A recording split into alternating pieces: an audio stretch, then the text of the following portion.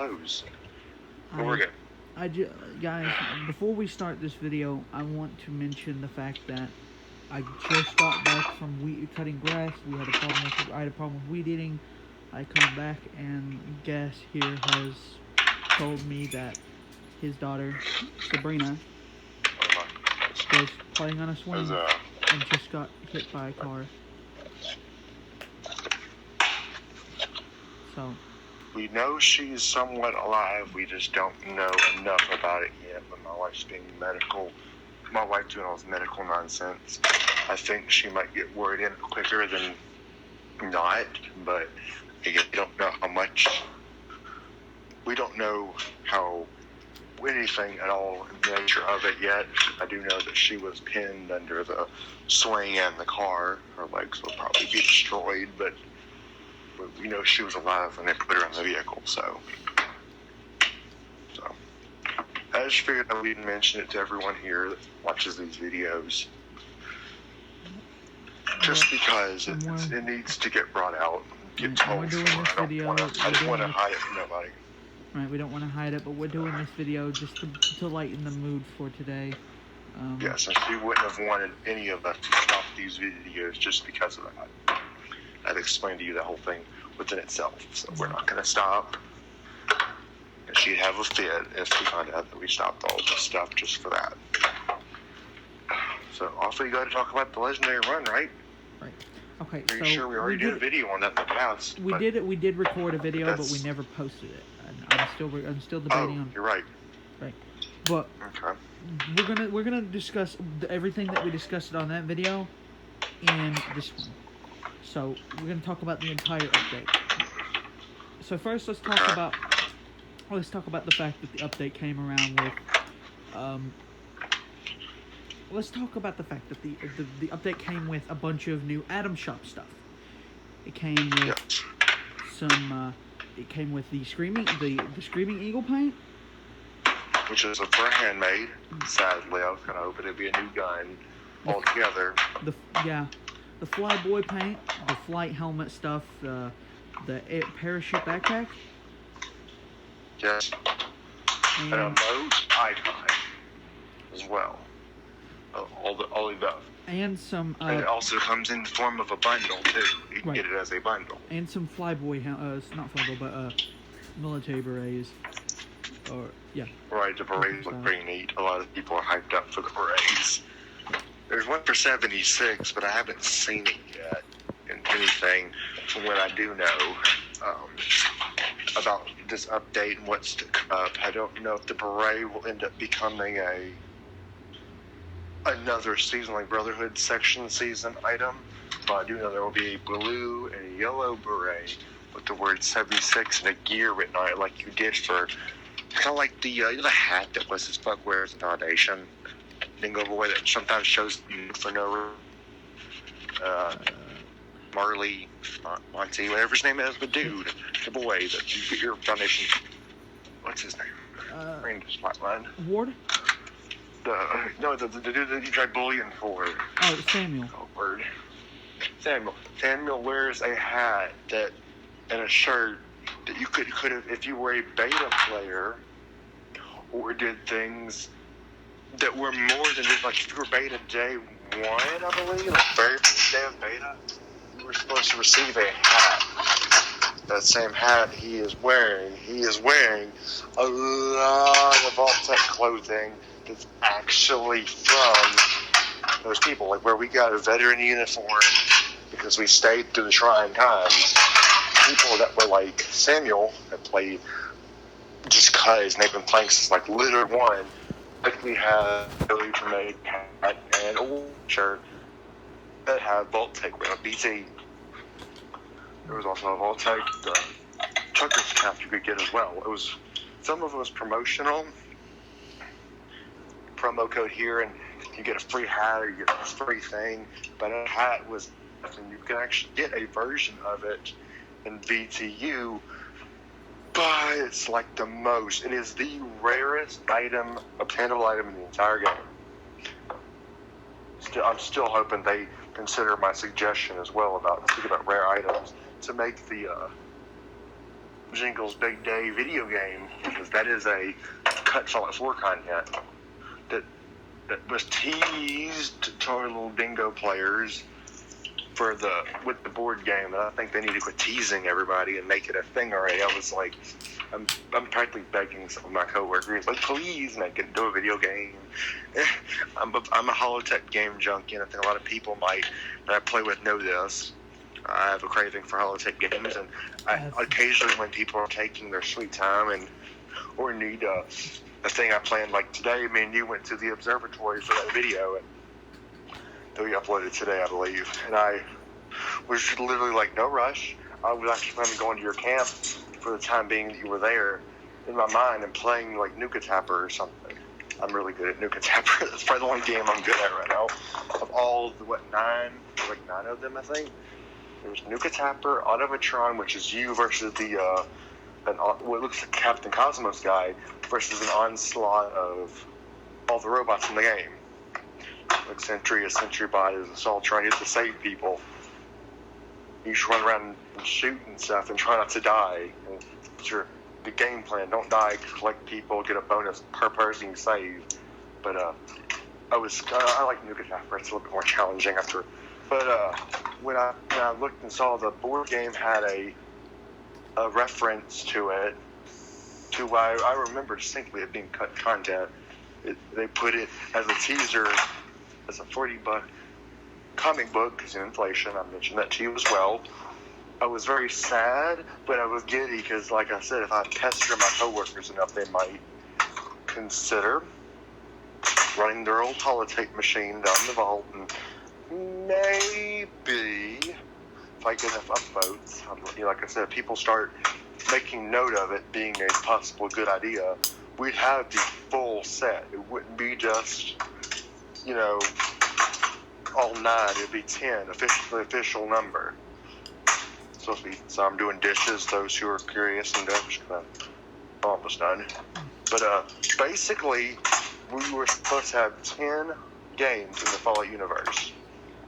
Releasing most of them in Fallout 4, but they make this is the first time comeback moment, where it's a comeback, yet it's also a precursor to Fallout 4, where you could get the same 9 from Fallout 4, but you can also receive them as precursors in the 76 world. But Fallout 4 has, more than 9? With that one being a straight up... I hate I forgot to do this. With Fallout 4 having more than 9, but those main 9 that I mentioned were in Fallout 4, but they were... But they were, brought to 76 because, what's a good Fallout game that's 3-dimensional without a couple holotapes, right? Did New Vegas ever have any? I think you said you played New Vegas, didn't you? I played it for like 5 minutes. I wouldn't be able to get that information.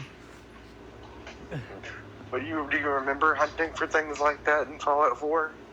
In Fallout 4, you picked up a magazine, and it was permanent. Right. But you picked up a magazine of any kind in Fallout 4, and it was permanent. I don't think you had to read them. It was a permanent buff. Your bobbleheads as well. You picked it up, you automatically read it, and it was a permanent buff on your character. Right. Here in Fallout 06, it's not, but I'm a Helltech game junkie. I could never imagine a future Fallout game after this one canonically continue the timeline and not have a Helltech game as part of it. It's just not something I could have. A few other things as well. I know that Shoddy Cast did a radio and a holotape list of all their episodes as a mod for Fallout 4.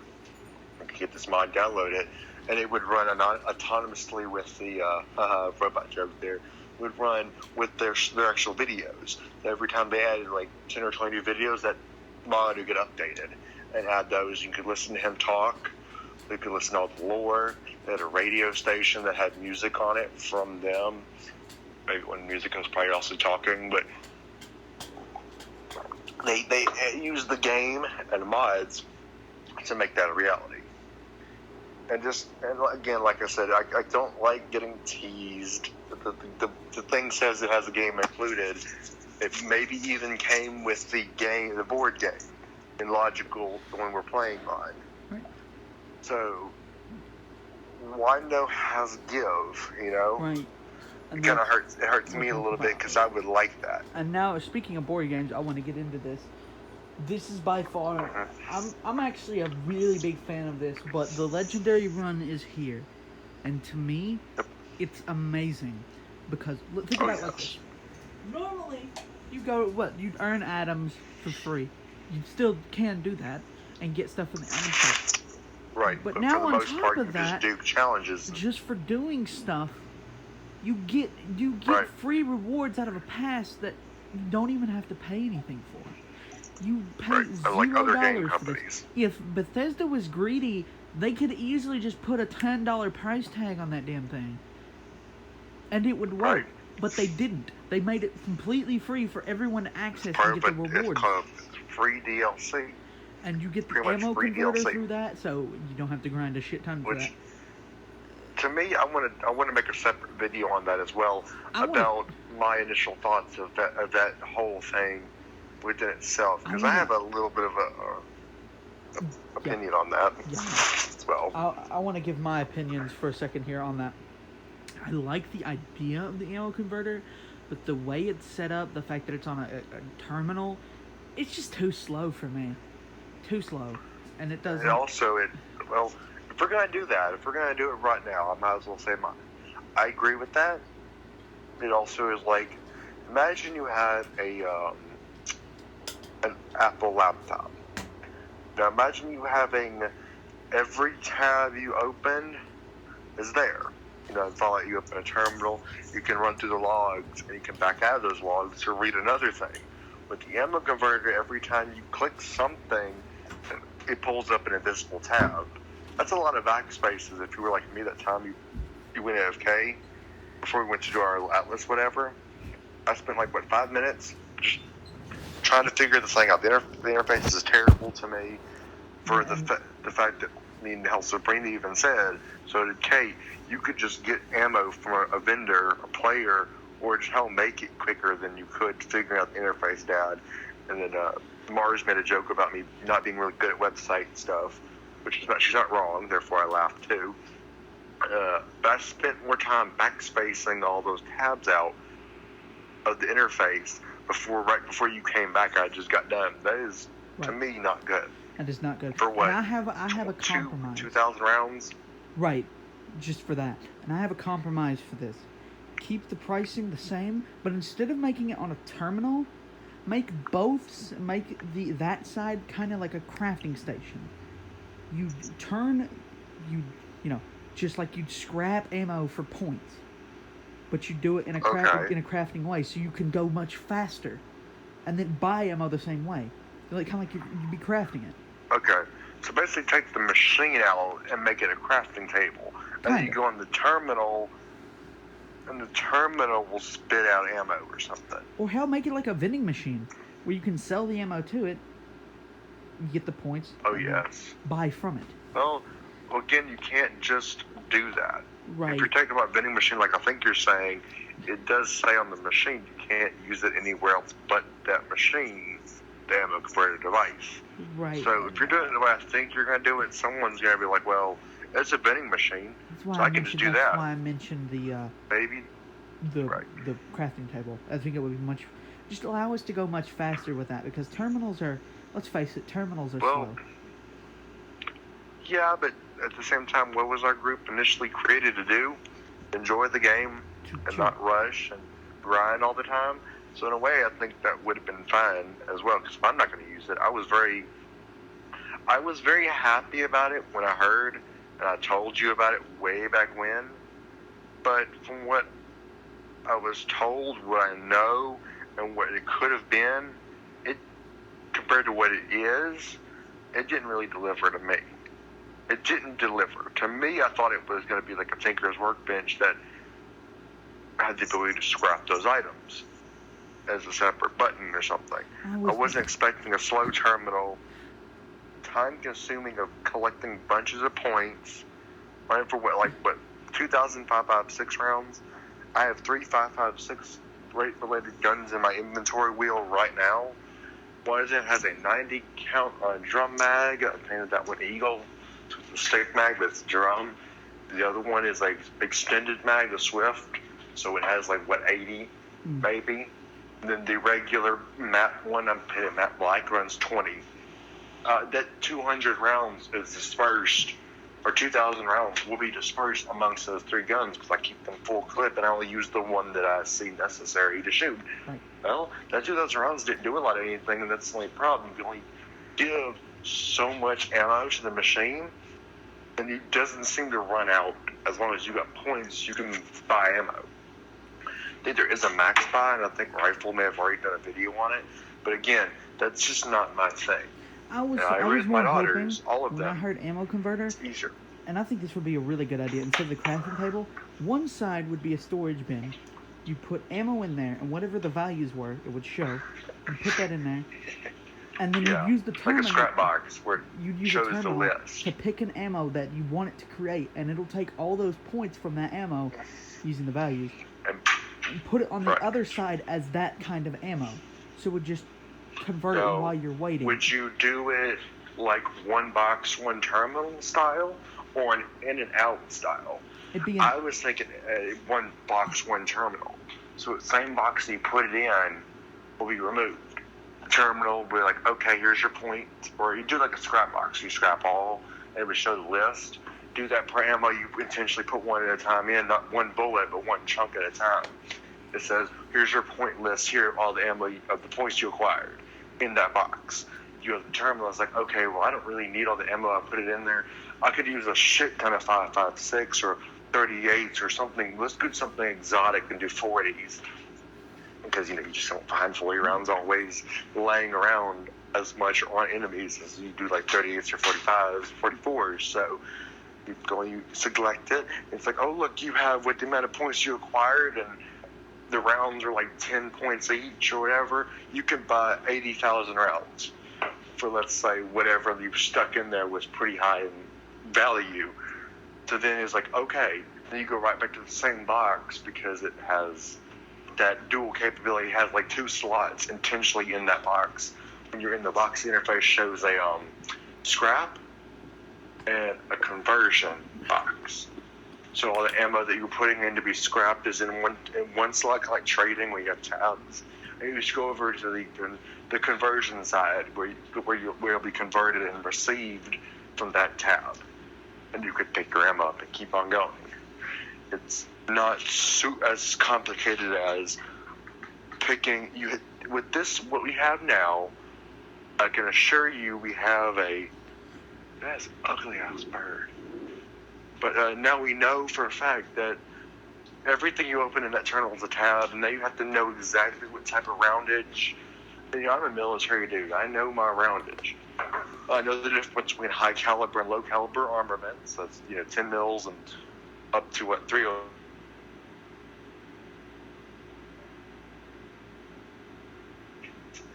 And up is like 5.56 and like 5.56, 50 cals, 5 mil. Maybe 308s. If you're lucky, you can make a 308 high caliber round. It's exceptions. 308 but is they're a high big because bullet. they can do things like. Well, it can still be. I consider it low caliber because, again, back in the Western times and up till most recently modern day, but right before that, 308 was used for sniping. It wasn't no chunky clunky hunting rifle like you see, like the one I painted Vault-Tec with a bolt action mechanism that chunks off 5 mil in a semi-auto style. You probably know exactly what I'm talking about. A lot of military games reference it. I think it is the biggest military sin known to man. You don't need a semi-auto sniper rifle with, 60. If you can't shoot your target until your target with one bullet, one shot, one kill, at the 6 in the magazine, you don't need to be a sniper. You need to be something like frontline infantry or the machine gunner on a Humvee. There's no reason to have a 16-round mag on a semi-auto gun that goes dot, dot, dot, dot, dot. reload. It just, that's a good way to get a 50 caliber round from a more seasoned sniper rifle through the scope of your own gun, right to your eye socket. Because let's face it, snipers are brutal. You can't prove me wrong, because they're notorious for shooting your balls off or blowing your head out by shooting you through the eye socket, your ears. I mean, I don't want to get too violent. That's where a lot of my PTSD came from. I knew a sniper. Liam was a sniper for us once. At one point, they saw him more as a security risk than anything else, because he's walking around grinning, and he's like, this is very interesting. What does this do? Don't touch that. You'll kill us all. But it's an ammo box. What's in it, don't touch. Pulls it down. There's like 50 cal belts in there, or 50 cal machine gun belts, but they were used with a higher caliber of oof. And he's like, stop that. What'd you bring him for? He's out there a standing sniper. And because I was at the time a higher ranking than the dude who's getting pissed off because he's really OCD, don't touch my stuff moment. It's like, oh, so this high security risk is going to be our sniper. And William spent the next 5 hours on that tour with me. It didn't take. I mean, I wasn't going to be there. I'm there longer than him. He was just there because, again, William does not abide by rules. He's like, I don't care if this is a fucking military zone in Iraq or Afghanistan. I'm going to walk around the desert like a civilian, and if I find out there's a sniper, I'll nuke him or something. And I mean, it doesn't care. This is a demilitarized zone. What the fuck are you walking around in landmines? He'd pull off his bionic leg and say, I'm like 90% robot, pal. I'm immune to landmines. He even shot himself with an RPG and was like, well, nothing's wrong here. This big hole in his bionic chest. There's not a problem here at all for me, buddy. So he doesn't care. I don't know. But he'd pop off sniper rounds through people's ears. And he's like, he'd make a really sinister joke that snipers don't do. But he would be like, oh, I guess he heard the ringing, but he just didn't have time to run. William was really, really fucked up. But over time, he quit being that guy. He still did some pretty sick, twisted things with sniper rifle, but snipers, that's their job.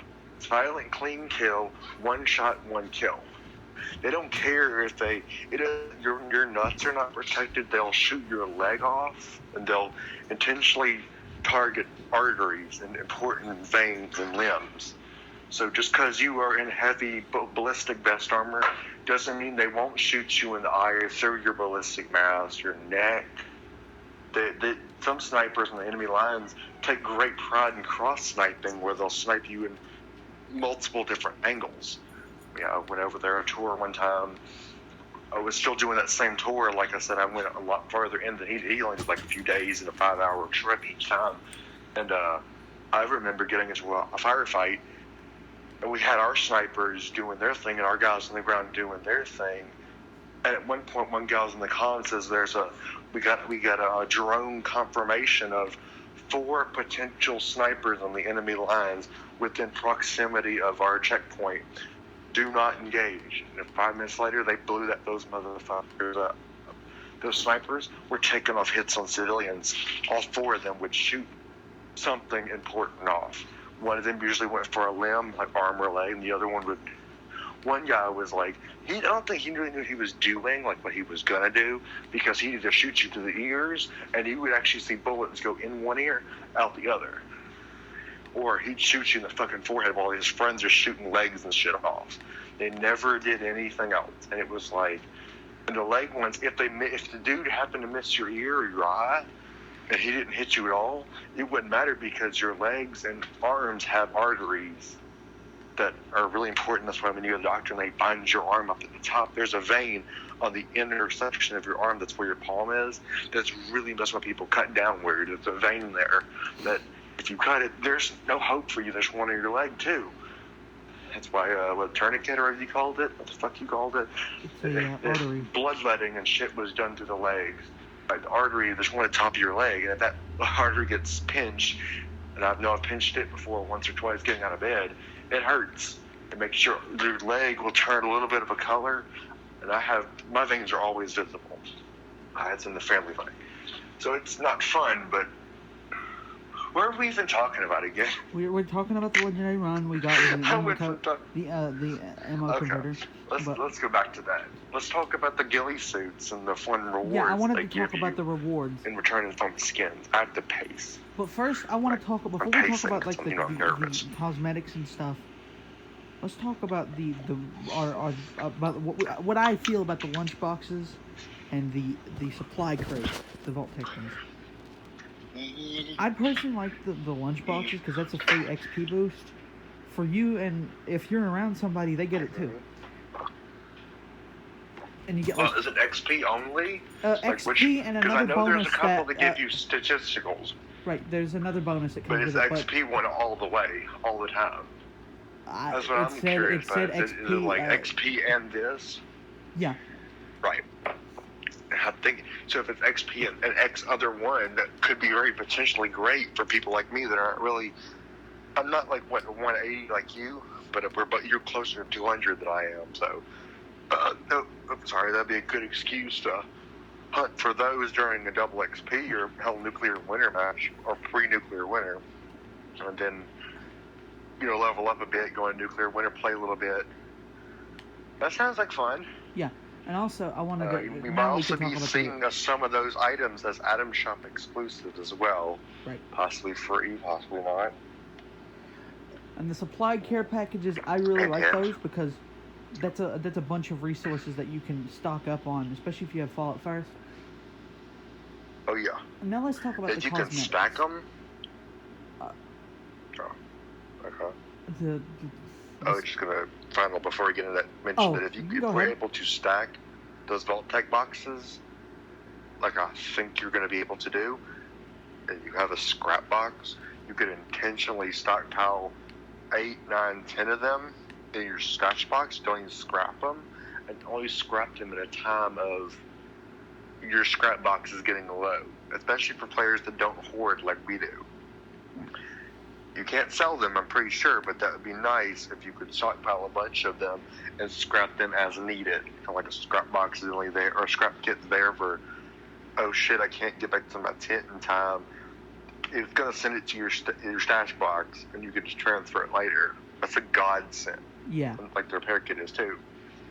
But we can go talk about the repair kits. I just wanted to mention that ahead of time because it seemed, I don't know if you can yet, but you can get multiple of them throughout the entire board game. There's a lot. They're like really common in a way to get. So if they can be stacked, that'd be great. And I want to talk about that. I want to talk about me personally. I want to talk about the cosmetics here. I love this. I love the fact that you can earn these for free. I know you can earn everything for free, but some people can't get to those special cosmetic bundles in time because they don't have money to spend and they're going to try to earn it on their own, right? And one thing that I noticed with games they miss out on a lot, sadly. That even I will say sometimes when when it comes to games with cosmetics, like I wish I had this for this cosmetic and whatnot. This is something that everyone can go for. This is something that everyone can have, and it's not that they're because the board they're game, not free because they look bad. These are very good looking cosmetics. Some of them are even better than some of the stuff you can get in the Atom Shop for like expensive. Like I'm digging the ghillie paint up in chapter 1 for the, I think it's like either combat rifle or something else. It's for hunting rifle. Yeah, you're talking about the dark matter paint. No, I'm talking about the ghillie paint for the hunting rifle. Those are for the hunting rifle. There's going to be a few more of those. The backpack will get it as well, and all the armor types for body armor will get it. Right. Will the Secret Service? I don't think so, but it's a possibility. We can expect all of them. The sniper rifle, I think that, to me, I don't want the concept of military idea over actual comical use. That sniper rifle doesn't look very useful. The way the ghillie paint is, I could see a lot of... I mean, snipers use those. I know a couple snipers, right? Well, when they get ghillie suited up, they get their sniper rifle ghillie suited up because they don't want to be under a dome or a mounted net and have to put their gun through a hole in that net. They'd rather ghillie suit their gun up, or he'll get a gun that's pre-painted, just partially woodland, and then minor ghillie suit, and then go ham. I mean, that's this where the snipers be hidden. But the ghillie suit paint plus on the rifle, plus the ghillie suit armor choice that you're probably going to be wearing clothes on it anyways, unless you play Nuclear Winter. That's a ghillie suit outfit. But I don't see a lot of players just running around being like, oh look, I'm in a wooden ghillie suit. And then they run with their gun in their backpack too. I don't see a lot of people doing that with armor. I mean, that I've seen. I'm not saying there's not any, but the concept if it's armor paint and not clothing, if you put, like, I wear my vault suit, my Scarlet Sniper, and my Stalker's goggles and that weird gas mask in that bundle. If I was to wear my Vanguard with my military fatigues underneath, that could be plausible. But again, I'm not that kind of that runs around in my military fatigues like, let's go, come on, fight me, Scorch. I put clothing on. Because to me, I treat the Under Armour like the Vault, they call it a Vault suit Under Armour. I treat all the Under Armours like a Vault suit variant. Because you start the game with the jumpsuit. To me, that just doesn't seem really smart. Run around your jumpsuit and just the armor and be like, let's go, let's kick some ass. And there's that dude in the background of the Vault Tech action suit. He looks a bit more cosmetically stylish. And me personally, as well as why I don't like the gun, is because military training and I'm not a sniper. It just seems like excessive. But I use gun paints to usually do one of two things. Keep inventory traders away from what my build is. Because, I mean, I'm already open about what I am. But it really helps have your guns hidden, especially if they're trying to steal it. So, but combat rifle, it was definitely in a desperate, I was really starting to believe at one point that we were never going to get a paint for the combat rifle. I was so sad. I was like, but you made the shotgun free states. You can paint your combat knife a fucking dagger of either gold or iron, which is copper. And that was it. It was like, dude. I was like, but combat rifle though. But I want to give it a military with like the army star on the side of the stock or something, man. Come on. Right. I would have been giddy as fuck if they did that before the free states. But I usually do mine to Mark. We should probably do a live stream soon. For Twitch or something. Because I'm starting to pace. Another thing I want to mention. You get a lot of camp items in this stuff as well. And a lot of these are stuff you can use, like the sink. Chicken coop. Like the sink. I didn't have a sink. Oh, the sink's pretty. I now have a sink for free without even doing anything. Sink is gorgeous, though. Yeah. It is you gorgeous. Get wallpapers, all kinds of stuff. It really does pay you to do stuff. You can get items. You even get free items. And script. Don't forget bullion. Don't forget bullion. Script. So if you were having troubles getting bullion, not too much big a surprise. The bullion was a little bit of a surprise. I wasn't expecting them to do so, given that rep is already kind of for me right now. Like 10. But the one thing that gets me the most is the power armor paints. Something I was not expecting out of something like this. These are really power armor. But these are really good looking power armor paints, though. It's Captain Cosmos, though. Yeah, and you get a slapdag for free, too. You played it all too. into Captain Cosmos, you'd know. I mean, I think technically the Hubris Comics DLC, I don't think it was standard. I think it was a mod of Creation Club. But the armor looks, to me, slap the motherfucker on with a nice clear lens cap, give it more of a Halo sort of vibe, and paint it green and dark green.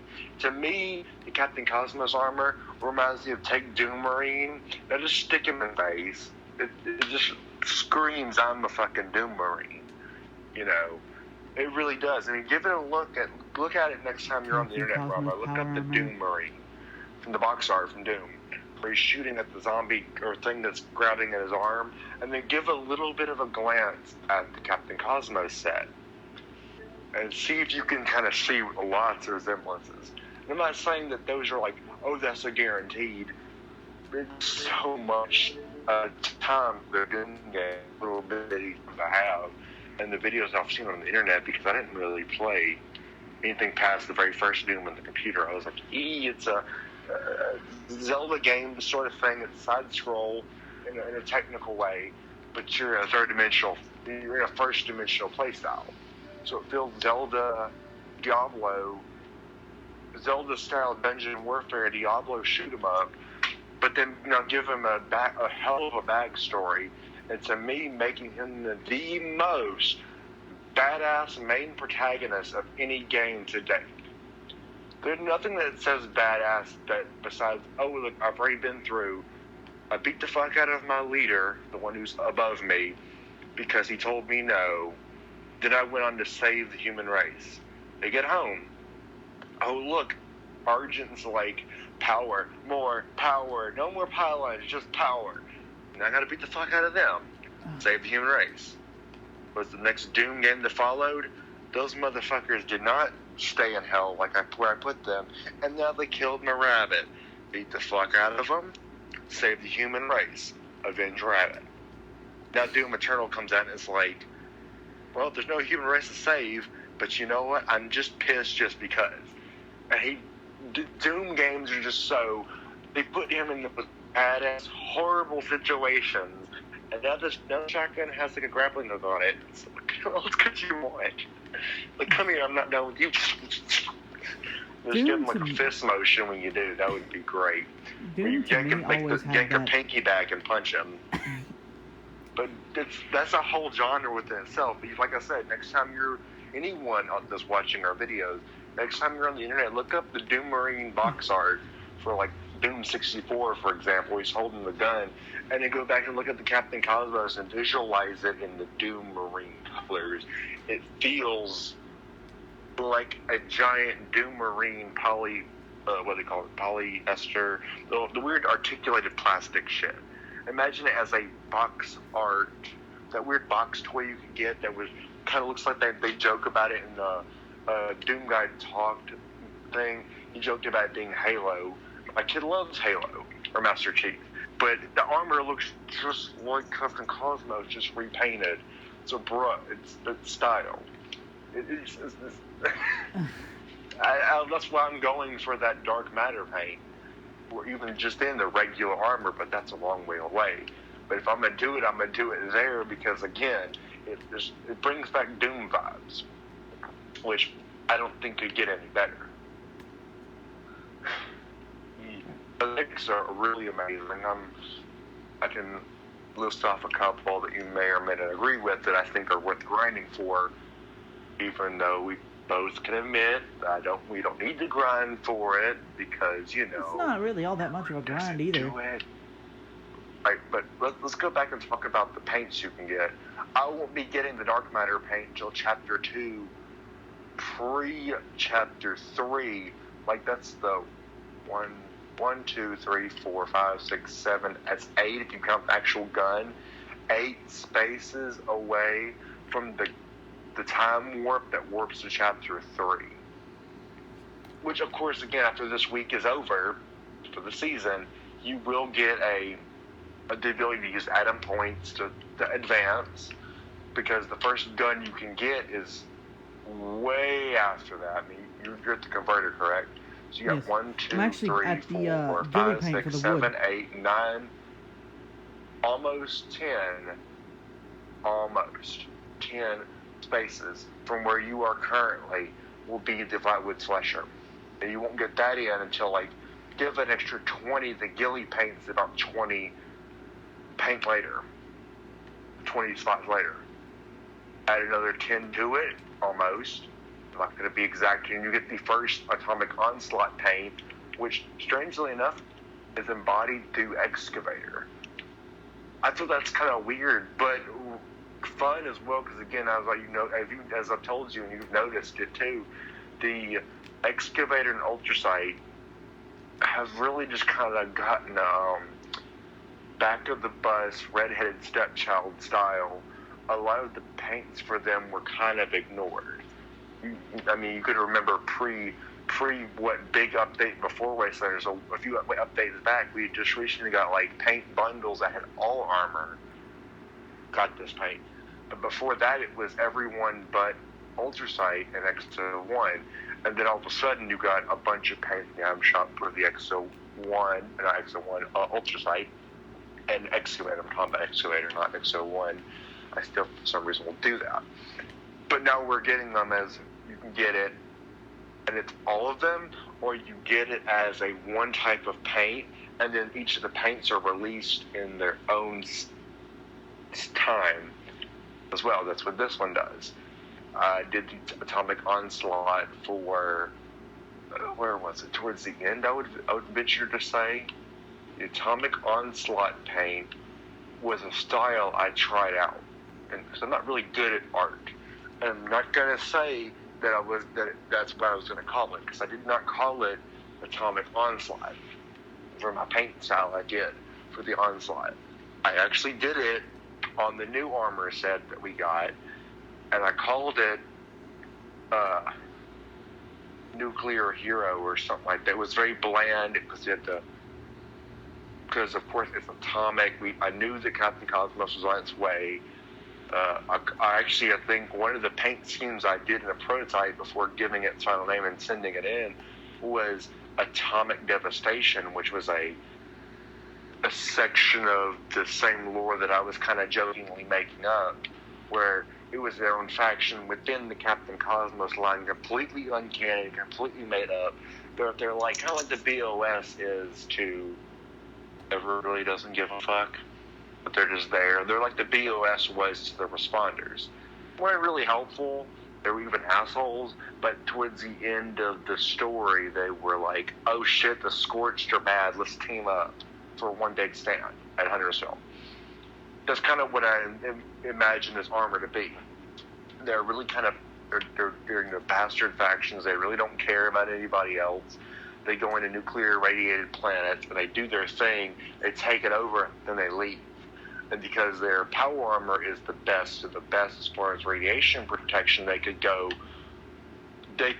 far in, such as like places like,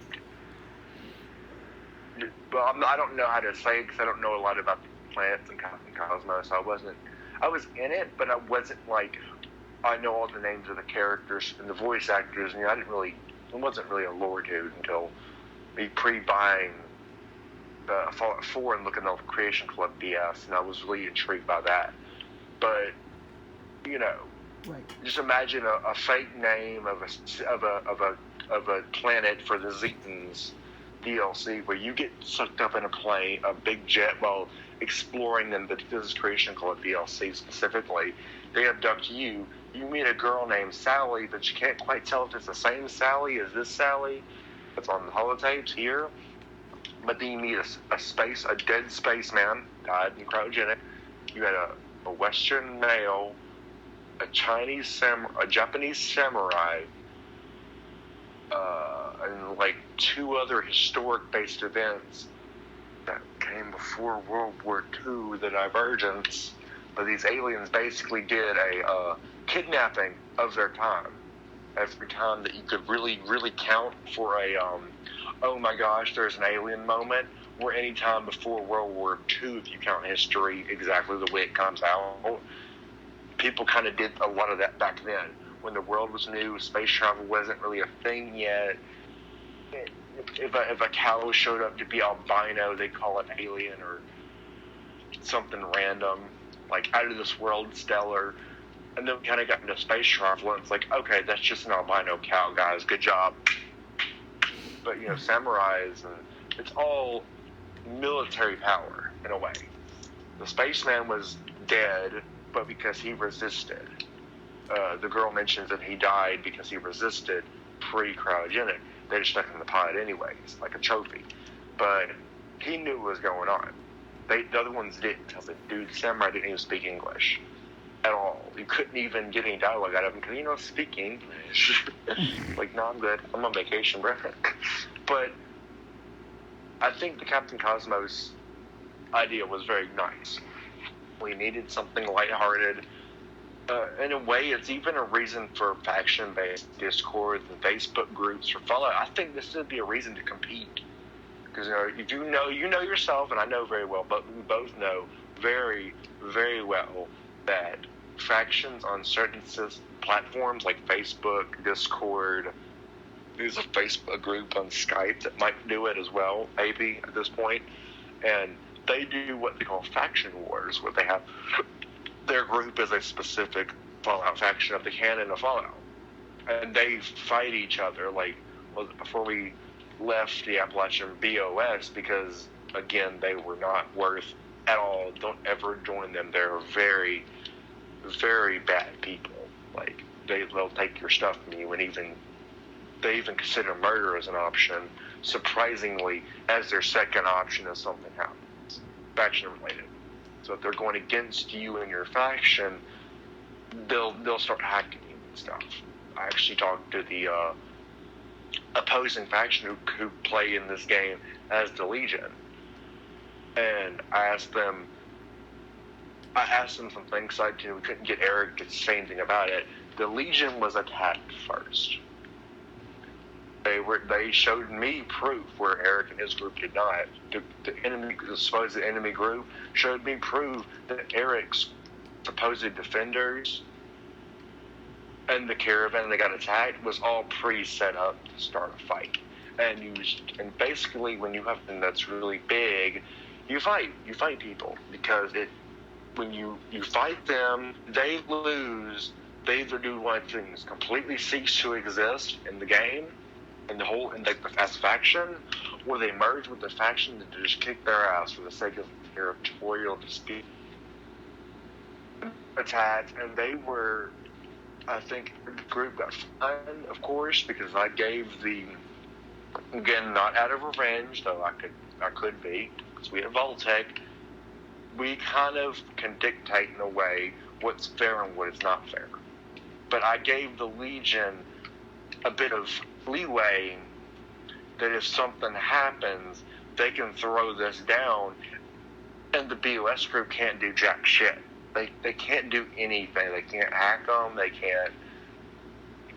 You can't even hit a Legion member with your sword without this thing they threw down coming into play.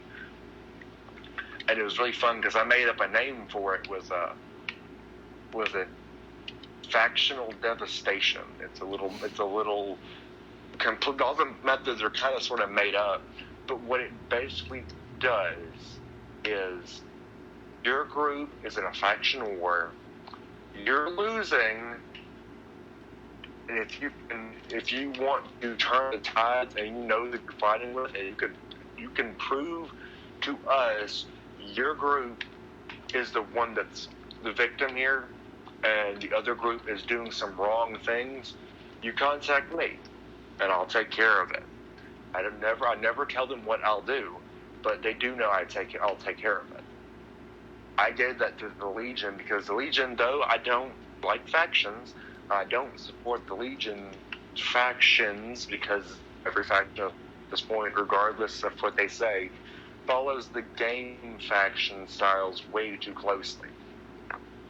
They contacted me recently, and they were losing greatly, and I gave them one hell of a lending hand. Also, godsend.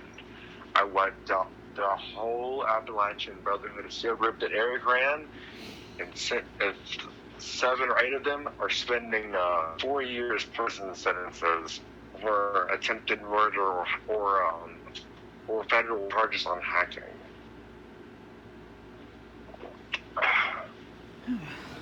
That's pretty bad. And it would be the same way it would have been the same with anybody. I won't be doing it anymore. That was the first one I did, and I think the last, because, recently me and you decided we can be our own little faction. We do our own little thing, and the hell with everyone else in a sort of sense. But here is why I'm saying all this. To me, the board game is a reason to, hey, don't fight each other for territorial abuse. They have friendly competition to see who beats Zorbo first. Maybe make your faction race to beat Zorbo before your opposing factions do. Put down your literal territorial dispute wars up, and maybe wage a couple wars to beat Zorbo without spending any items when that little bit comes up. Record all your gameplay of all the movements you do and all the shit you've opened up.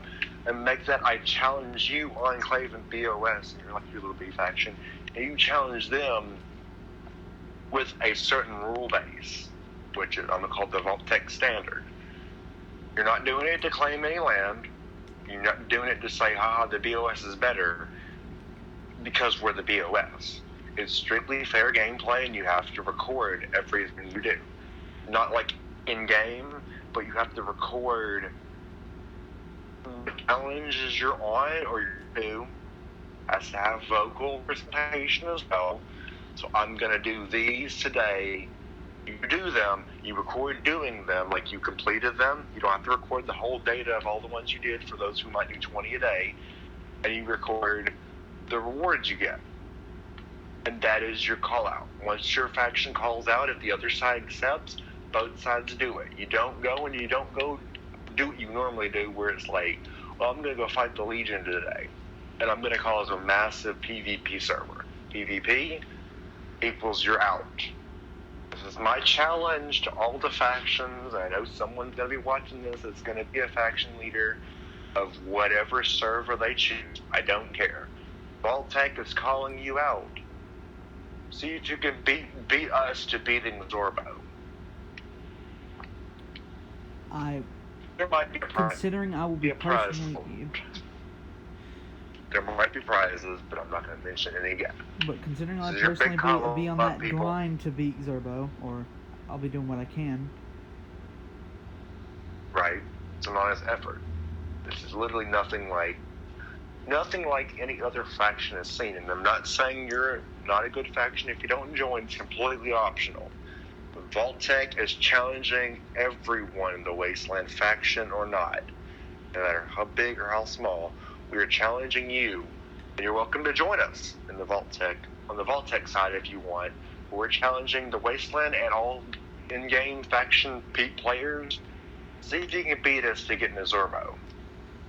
I, of course, will be using Twitch as my method of how far I've gotten.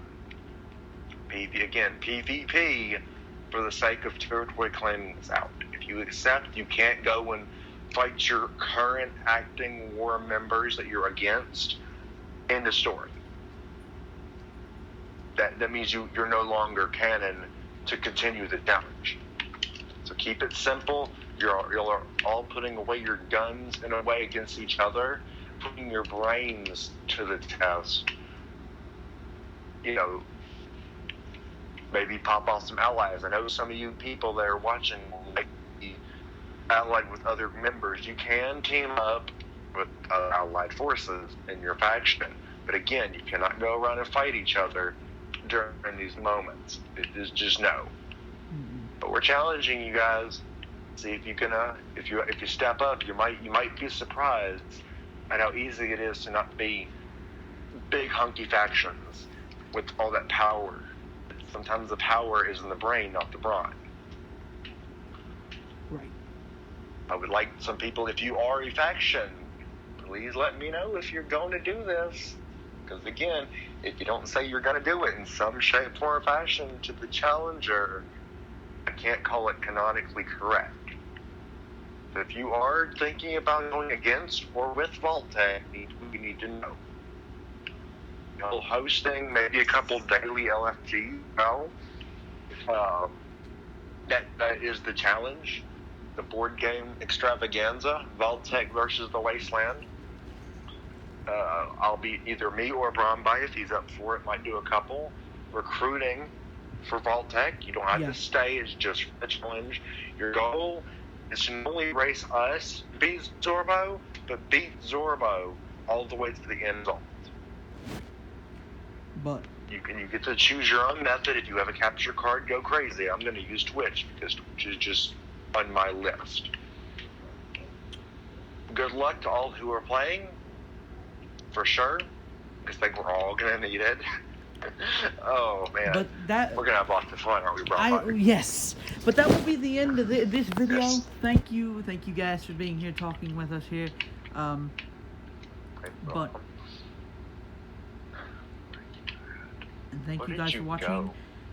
Look forward to seeing you guys in the wasteland. I'll see you guys in the next one. Good luck. Peace. Good luck. I'll see you guys in the next one. Yes. Peace.